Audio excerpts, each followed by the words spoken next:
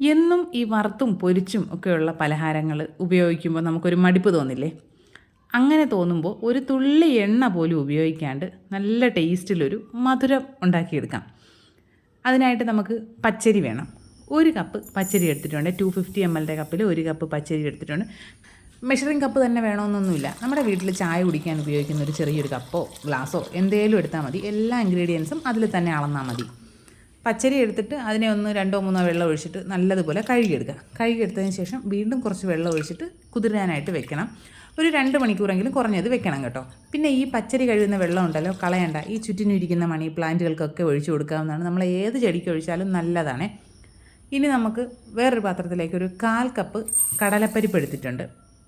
കടലപ്പരിപ്പും നല്ലതുപോലെ കഴുകിയിട്ട് കുറച്ച് വെള്ളം ഒഴിച്ച് അതും ഒരു 2 മണിക്കൂർ നേരത്തോളം കുതിരാനായിട്ട് വെക്കണം. ഇത് രണ്ടും കുതിർന്ന് കഴിഞ്ഞിട്ടാണ് ബാക്കി നമ്മുടെ പരിപാടി. രാവിലെ നമ്മളിതിങ്ങനെ വെള്ളത്തിലിട്ട് വെച്ചിരുന്നാൽ വൈകുന്നേരത്തേക്ക് തയ്യാറാക്കി എടുക്കാൻ പറ്റും. ഇനി നമ്മുടെ 2 മണിക്കൂറിന് ശേഷമുള്ള പരിപാടികളാണ്. അരി വെള്ളത്തിൽ നിന്ന് ഊറ്റിയെടുത്തിട്ട് മിക്സിയുടെ ജാറിലേക്ക് ഇട്ട് കൊടുക്കുന്നുണ്ട്. ഞാനിപ്പോൾ 250 ml കപ്പിൽ 1 കപ്പ് വെള്ളം എടുത്തിട്ട് അതിൽ 1/2 കപ്പ് വെള്ളം ഒഴിച്ചിട്ടാണ് നല്ലതുപോലെ അരച്ചെടുക്കുന്നത്. നല്ല സോഫ്റ്റായിട്ട് അരച്ചെടുക്കണം. നമ്മൾ വെള്ളയപ്പത്തിനൊക്കെ അരച്ചെടുക്കില്ല, അതേപോലെ തരിയൊന്നും ഇല്ലാത്ത രീതിയിൽ അരച്ചെടുക്കാം. അരച്ചെടുത്തിട്ട് മാവ് ഒരു പാത്രത്തിലേക്ക് ഒഴിച്ചു കൊടുക്കുക. പിന്നെ നമ്മുടെ ആ മിക്സിയുടെ ജാറിലേക്ക് നേരത്തെ എടുത്തതിൽ ബാക്കി ഉണ്ടായിരുന്ന 1/2 കപ്പ് വെള്ളം കൂടി ഒഴിച്ചിട്ട് നല്ലതുപോലെ ഒന്നുകൂടി മിക്സ് ചെയ്ത് മാറ്റി വയ്ക്കുന്നുണ്ട്. അതേസമയം തന്നെ നമ്മുടെ കടലപ്പരിപ്പും നല്ലതുപോലെ കുതിർന്ന് കിട്ടിയിട്ടുണ്ട്. അതിലേക്ക് വെള്ളം ഊറ്റിയിട്ട് മാറ്റി വയ്ക്കാം. ഇനി നമുക്ക് മധുരത്തിനായിട്ട് കുറച്ച് ശർക്കരയൊന്ന് പാനി കാച്ചിയെടുക്കണം. 1/2 കപ്പ് ശർക്കര ഞാൻ എടുത്തിട്ടുണ്ട്. ഇതിപ്പോൾ വലിയ ഉണ്ട ശർക്കരയെ ചീകി എടുത്തതാണ്. ശർക്കരയല്ല, ഞാൻ കരിപ്പെട്ടിയാണ് എടുത്തിരിക്കുന്നത്. ശർക്കര എടുത്താലും മതി. ഇനി ഇതിലേക്കൊരു 2 ടേബിൾ സ്പൂൺ വെള്ളം കൂടി ചേർത്തിട്ട് നന്നായിട്ടൊന്ന് അലിയിച്ചെടുക്കണം. നിങ്ങൾ പൊടിച്ച ശർക്കരയാണ് എടുക്കുന്നതെന്നുണ്ടെങ്കിൽ അതങ്ങനെ മെൽറ്റ് ചെയ്തെടുക്കണമെന്നില്ല. ഇത് ഞാനിങ്ങനെ ചീകി എടുത്തപ്പോൾ തന്നെ അതിനിടയിൽ നിന്ന് എനിക്ക് 1-2 പൊടിയൊക്കെ കിട്ടിയിട്ടുണ്ടായിരുന്നു. അങ്ങനെയാണ് പിന്നെ ഞാൻ മെൽറ്റ് ചെയ്തെടുക്കുന്നത്. നന്നായിട്ട് തിളച്ച് ആ കട്ടകളൊക്കെ ഒന്ന് അലിഞ്ഞ് കഴിയുമ്പോൾ നമുക്ക് ഫ്ലെയിം ഓഫ് ചെയ്തിട്ട് മാറ്റി വയ്ക്കാവുന്നതാണ്. ഇനി അടി കട്ടിയുള്ള അത്യാവശ്യം വലിയൊരു പാത്രം തന്നെ എടുക്കുക. 4 കപ്പ് സാധാരണ വെള്ളം ചേർത്ത് കൊടുക്കുന്നുണ്ട്. 4 കപ്പ് വെള്ളം ചേർത്തിട്ട് ഈ വെള്ളം ഒന്ന് നല്ലതുപോലെ ഒന്ന് ചൂടായി കഴിയുമ്പോൾ നമ്മൾ കുതിർത്ത് ഊറ്റി വെച്ചിരിക്കുന്ന കടലപ്പരിപ്പ് ഇതിലേക്ക് ചേർത്ത് കൊടുക്കാം. ഇനി ഇത് നന്നായിട്ട് ഈ വെള്ളം തിളച്ച് വരട്ടെ. അതുവരെ നമുക്ക് വെയിറ്റ് ചെയ്യാം.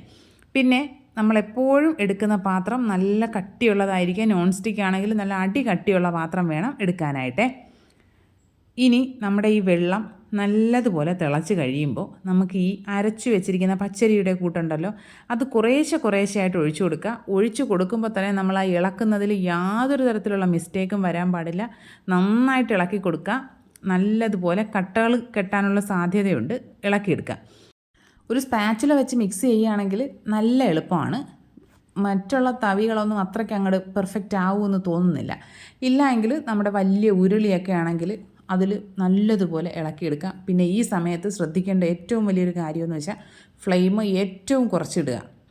വലിയ ബർണറൊക്കെ ആണെങ്കിൽ ഫ്ലെയിം ഓഫ് ചെയ്തിട്ട് ചെയ്യുക, കുഴപ്പമില്ല. കാരണം ഈ പാത്രത്തിൽ ചൂടുണ്ട്, നമ്മുടെ ആ വെള്ളം നന്നായിട്ട് തിളച്ചതാണ്. അങ്ങനെയൊക്കെ ഉള്ളതുകൊണ്ട് ഫ്ലെയിം ഒന്ന് ഓഫ് ചെയ്താലും കുഴപ്പമൊന്നുമില്ല.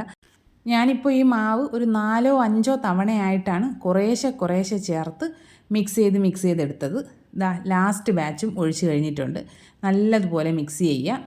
അരിമാവായത് കാരണം പെട്ടെന്ന് അടിക്ക് പിടിക്കാനുള്ള സാധ്യതയുണ്ട്. അതുകൊണ്ടാണ് നമ്മൾ നല്ല അടി കട്ടിയുള്ള പാൻ തന്നെ എടുക്കണം. എൻ്റെ ഈ നോൺ സ്റ്റിക്ക് പാനിന് അത്യാവശ്യം നല്ല കട്ടിയുണ്ട്. ഇല്ലെങ്കിൽ നമ്മുടെ ഉരുളി ഐറ്റംസ് ഏതെങ്കിലും എടുക്കാവുന്നതാണ്.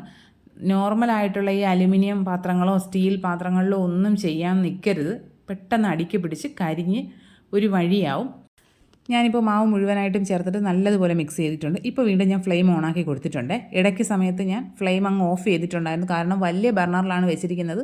അത്യാവശ്യം നല്ല ചൂടും ആ ബർണറിനും ഉണ്ടാവും, ഈ പാത്രത്തിനും എല്ലാം ഉണ്ടാവും. മാവെല്ലാം ഒഴിച്ച് നല്ലതുപോലെ മിക്സ് ചെയ്തതിന് ശേഷം നമുക്കിതിലേക്ക് ശർക്കര പാനി കാച്ചി വെച്ചിരിക്കുന്നത് മുഴുവനായിട്ട് ഒഴിച്ചു കൊടുക്കാം. ശർക്കര അരിച്ച് ഞാനൊരു പാത്രത്തിലേക്ക് വെച്ചിട്ടുണ്ടായിരുന്നു. അതും കൂടി ഇതിലേക്ക് ചേർത്ത് കൊടുത്തിട്ട് നല്ലതുപോലെ മിക്സ് ചെയ്യുക. ആദ്യം ഒരു മിക്സ് ആവാനൊരു ബുദ്ധിമുട്ട് പോലെയൊക്കെ തോന്നും. കുഴപ്പമില്ല, നമ്മൾ നല്ലതുപോലെ ഒരേ സൈഡിലേക്ക് ഇങ്ങനെ മിക്സ് ചെയ്തെടുത്താൽ മതി. കട്ടകളൊക്കെ ആ സ്പാച്ചുല വെച്ചിട്ട് ഒന്ന് ഉടച്ചൊടിച്ചെടുക്കുകയാണെങ്കിൽ പെർഫെക്റ്റായിട്ട് മിക്സായി കിട്ടും. ഇനി ഈ ശർക്കര പാനി ഒന്ന് വറ്റി മധുരം നമ്മുടെ ഈ മാവിലൊക്കെ പിടിച്ച് നല്ലതുപോലെ ഒന്ന് കുറുകി വരും.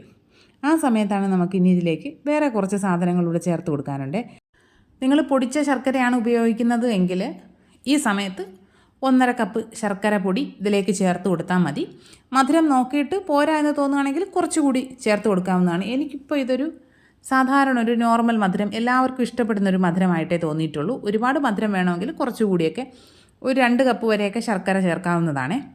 ഇനി ഇതിലേക്ക് നമുക്ക് ഏലക്കാപ്പൊടി ചേർത്ത് കൊടുക്കാം. ഞാനിപ്പോൾ ഒരു 4 ഏലക്കയുടെ കുരു എടുത്തിട്ട് അതൊന്ന് ചതച്ച് ചേർക്കുകയാണ് ചെയ്തത്. ഏലക്കാപ്പൊടിയാണെങ്കിൽ 1 ടീസ്പൂൺ വരെയൊക്കെ ചേർത്ത് കൊടുക്കാവുന്നതാണ്. ഏലക്കാപ്പൊടി കൂടെ ചേർത്തിട്ട് നല്ലതുപോലെ മിക്സ് ചെയ്തെടുക്കാം. പിന്നെ നമ്മൾ ഈ ശർക്കരയോ കരിപ്പൊട്ടിയോ ചേർത്തുണ്ടാക്കുന്ന ഏത് സാധനത്തിലും കുറച്ച് പഞ്ചസാര ഒന്ന് ചേർക്കുമ്പോൾ അതിൻ്റെ ആ ഒരു കുത്തലൊന്ന് കുറഞ്ഞു കിട്ടും. അതിനായിട്ടാണ് ഞാനിപ്പോൾ ഇതിലേക്ക് 1 ടേബിൾ സ്പൂൺ പഞ്ചസാര കൂടെ ചേർത്ത് കൊടുക്കുന്നുണ്ട്. പഞ്ചസാര കൂടെ ചേർത്തിട്ട് നല്ലതുപോലെ മിക്സ് ചെയ്തെടുക്കുക. ഇതാ ഇപ്പോൾ ഇതിൽ നിന്ന് ആവി വന്ന് തുടങ്ങിയിട്ടുണ്ട്. ചെറുതായിട്ട് ഇങ്ങനെ പൊട്ടി വരുന്നത് പോലെ ഒരു ഇടയ്ക്കിടയ്ക്ക് കാണാൻ പറ്റും. നല്ലതുപോലെ ഇളക്കി കൊടുക്കുക. ഇളക്കുന്ന കാര്യത്തിൽ നമ്മൾ ഒരു പിശുക്കും വരുത്താൻ പാടില്ല. അത് താഴ്ഭാഗം ചേർത്ത് തന്നെ വേണം ഇളക്കിയെടുക്കാനായിട്ട്. ഇല്ലെങ്കിൽ താഴ്ഭാഗം പെട്ടെന്ന് അങ്ങ് കരിഞ്ഞു പോകും. ഇനി നമുക്കിതിലേക്ക് കുറച്ച് തേങ്ങ ചേർത്ത് കൊടുക്കണം. ഒരു 1/4 കപ്പ് ചെറിയ തേങ്ങ എടുത്തിട്ടുണ്ട്. അതിനെ ഇതിലേക്ക് ചേർത്ത് കൊടുക്കാം. തേങ്ങ കൂടെ ചേർത്തിട്ട് നല്ലതുപോലെ മിക്സ് ചെയ്ത് കൊടുക്കാവുന്നതാണ്. അടി കൂട്ടി ഇളക്കാനായിട്ട് എപ്പോഴും ശ്രദ്ധിക്കുക. പിന്നെ ഇത് ഒരിക്കലും നമ്മൾ ഈ ഹൽവയൊക്കെ ഉണ്ടാക്കുന്നത് പോലെ പാത്രത്തിൽ നിന്ന് വിട്ട് ഉരുണ്ട് വരുന്ന ആ ഒരു പരുവം വരെ നമ്മൾ വെയിറ്റ് ചെയ്യാറില്ല. നമ്മുടെ കൈ വെള്ളത്തിലൊന്ന് നനയ്ക്കുക. നനച്ചതിന് ശേഷം സ്നാക്കിന് മുകളിൽ ഇങ്ങനെ തൊട്ട് നോക്കുക. തൊട്ട് നോക്കുമ്പോൾ കയ്യിൽ പറ്റി പിടിക്കുന്നില്ല എന്നുണ്ടെങ്കിൽ കുക്കായി എന്നാണ് അർത്ഥം. ഇങ്ങനെയാണ് നമ്മൾ ഈ വെണ്ണപ്പുട്ടിൻ്റെ പരുവം അറിയുന്നത്. ദാ ഇപ്പോൾ ഏകദേശം റെഡി ആയിട്ടുണ്ട്. ഒന്നുകൂടി നല്ലതുപോലെ മിക്സ് ചെയ്തതിന് ശേഷം നമുക്ക് ഫ്ലെയിം ഓഫ് ചെയ്തിട്ട് വെക്കാവുന്നതാണ്. ഫ്ലെയിം ഓഫ് ചെയ്താലും ഉടനെ തന്നെ നമ്മൾ ആ ഒരു ഇളക്കം അങ്ങ് നിർത്താൻ പാടില്ല. നല്ലതുപോലെ ഇളക്കി കൊടുക്കുക. കാരണം പാത്രത്തിനും ആ പാത്രം ഇരിക്കുന്ന അടുപ്പിനും ഒക്കെ നല്ല ചൂടുണ്ട്. അതുകൊണ്ട് അടിഭാഗം കരിഞ്ഞു പോകാതെ നല്ലതുപോലെ ഇളക്കി കൊടുക്കുക. ഇനി ഇത് നല്ലപോലെ ചൂടാറണം. ഒരു 1/2-3/4 മണിക്കൂറോളം ഇരുന്നിട്ട് ചൂടാറിയതിന് ശേഷം മാത്രമേ നമ്മളിതിനെ പാത്രത്തിലേക്ക് മാറ്റാൻ പാടുള്ളൂ. പാത്രത്തിലേക്ക് മാറ്റിയിട്ട് കമഴ്ത്തി വെച്ച് തട്ടുമ്പോൾ അതിലേക്ക് വീണ് കിട്ടുന്നതാണ്.